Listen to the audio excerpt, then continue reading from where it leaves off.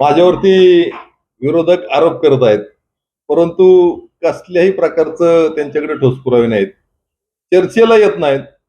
माझ्या या सगळ्या त्या माजी सरपंच असतील, 2017च्या अगोदरची त्यांची ती सगळी टॅक्स चोर गँग, त्यांच्यावरती माझा गंभीर आरोप आहे. याचं तुम्ही उत्तर द्या.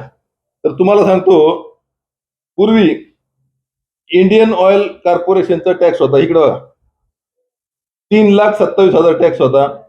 तर आपली सत्ता आल्यानंतर 15 लाख रुपये टॅक्स केला. हिंदुस्थान पेट्रोलियमचा टॅक्स होता 10 लाख, आपली सत्ता आल्यानंतर 79 लाख टॅक्स केला. त्याचप्रमाणे convex private limited, velvet company 7,71,000 होता, आपण 20,83,000 केला. विषय कंपनी 14 लाख होता, 35 लाख केला. मग त्यांना कदम वाकोस्तीच्या जनतेने सरपंच म्हणून काम करण्याची संधी दिल्यानंतर त्यांनी त्या संधीचं सोन्यात रूपांतर त्यांनी स्वतःच्या फायद्यासाठी केलं, परंतु या कदम वाकोस्तीच्या जनतेला त्या ठिकाणी विकासापासून कोसो दूर ठेवलं.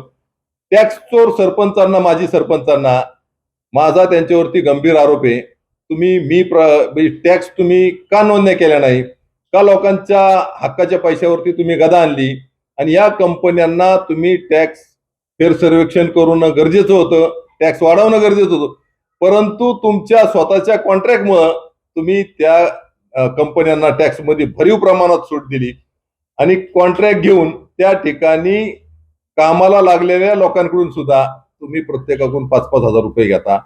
म्हणजे तुम्ही नागरिकांचं त्या ठिकाणी श्रम केले, तिथं तुम्ही त्यांची लूट करता, स्वतःचे कॉन्ट्रॅक्ट घेतले आणि तुम्ही बेछूट आरोप करताय. कसल्याही प्रकारचं तुमच्याकडे ठोस पुरावे नाही, कसले विजन नाही. त्यामुळे माझी कदम वाकोस्ती दोन्ही काळावर आणि वडकीच्या सर्व नागरिकांना मनापासून विनंती आहे की असल्या या लबाड लोकांपासून आपण सावध राहणं गरजेचं आहे. आणि येणाऱ्या 7 तारखेला आमच्या जिल्हा परिषद गट क्रमांक 41च्या उमेदवार पूनमताई गायकवाड, त्याचप्रमाणे गण क्रमांक 81चे उमेदवार ज्ञानेश्वर नामुगडे आणि गण क्रमांक 82च्या उमेदवार श्वेताताई काळभोर यांना आपण कमळ या चिन्हासमोरील बटन दाबून प्रचंड मताधिक्याने विजयी करा, ही कळकळीची विनंती करतो. धन्यवाद.